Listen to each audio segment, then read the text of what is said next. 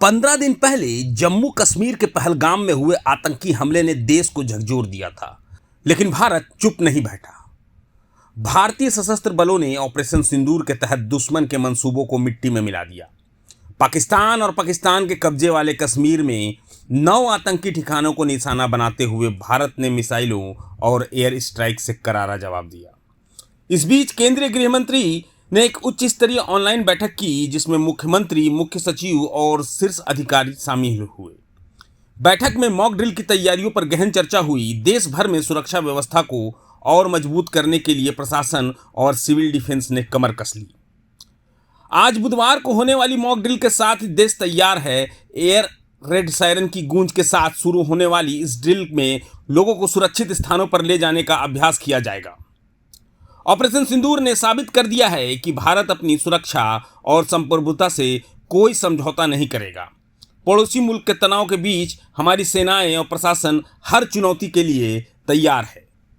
वहीं ऑपरेशन सिंदूर को लेकर पीएम मोदी ने कैबिनेट मंत्रियों को जानकारी देते हुए सेना की तारीफ की। सूत्रों का कहना है कि ऑपरेशन सिंदूर की जानकारी देते हुए पीएम मोदी ने कहा कि यह देश के लिए गर्व का पल है। इस सफल ऑपरेशन के लिए कैबिनेट मंत्रियों ने पीएम मोदी को भी बधाई दी। करीब 4 मिनट तक ऑपरेशन के विभिन्न पहलुओं से उन्हें अवगत कराया। इस बैठक में पीएम ने कहा कि ये तो होना ही था, पूरा देश हमारी ओर देख रहा था, हमें हमारी सेना पर गर्व है। इस पर कैबिनेट के सभी सदस्यों ने मेजें थपथपाकर कार्रवाई का स्वागत किया। इस पूरे घटनाक्रम को लेकर कल सर्वदलीय बैठक बुलाई गई है, जिसकी अध्यक्षता राजनाथ सिंह करेंगे। इस बैठक में केंद्र की तरफ से अमित शाह और किरण रिजिजू भी रहेंगे। ये बैठक कल सुबह 11 बजे बुलाई गई है। वहीं इस ऑपरेशन के बाद भारतीय सशस्त्र बल और विदेश मंत्रालय की संयुक्त प्रेस कॉन्फ्रेंस में बुधवार को ऑपरेशन सिंदूर की पूरी जानकारी दी गई। इस दौरान विंग कमांडर व्योमिका सिंह ने पाकिस्तान को सीधे सीधे चेतावनी भी दे दी। लॉन्च किया गया था। इस कार्रवाई में 9 टेररिस्ट कैंप्स को टारगेट किया गया और पूरी तरह से इसे बर्बाद किया गया। पाकिस्तान में पिछले 3 दशकों से टेरर इंफ्रास्ट्रक्चर का निर्माण हो रहा है। इसमें recruitment, indoctrination centres, training areas व लॉन्च पैड शामिल थे, जो पाकिस्तान और पाक अधिकृत जम्मू कश्मीर POJK दोनों में फैले हैं। Operation Sindoor was launched by Indian Armed Forces to deliver justice to the victims of Pahalgam terror attack and their families. 9 terrorist camps were targeted and successfully destroyed. Over the last 3 decades, Pakistan has systematically built terror infrastructure. It is a complex web of recruitment and indoctrination centers, training areas for initial and refresher courses, and launch pads for handlers. These camps are located both in Pakistan as well as Pakistan-occupied Jammu and Kashmir areas. Some of the well-known training camps are located, as you can see on the screen. They are distributed from Savai Nala in the north, counting to approximately 21, ending at Bhagalpur to the south.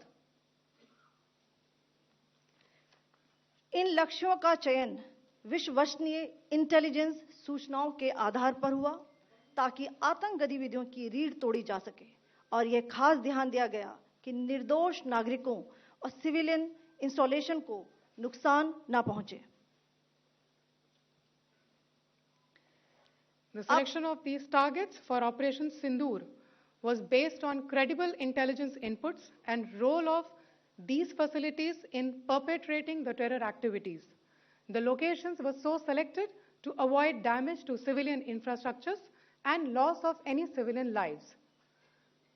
This was done with due diligence, and the camps selected for targeting and their engagement will now be shown to you one by one.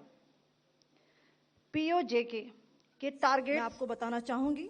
सबसे पहले सवाई नाला camp Muzaffarabad, जो कि POJK के line of control से 30 kilometre दूर है। यह एक लश्कर-ए तौयबा का ट्रेनिंग सेंटर था। 20 अक्टूबर 2024 सोनमर्ग, 24 अक्टूबर 24 गुलमर्ग, 22 अप्रैल 2025 पहलगाम, इन हमलों के आतंकियों ने यहीं से प्रशिक्षण लिया था। सैयदना बिलाल कैंप, मुजफ्फराबाद, यह एक जैश ए मोहम्मद का स्टेजिंग एरिया है।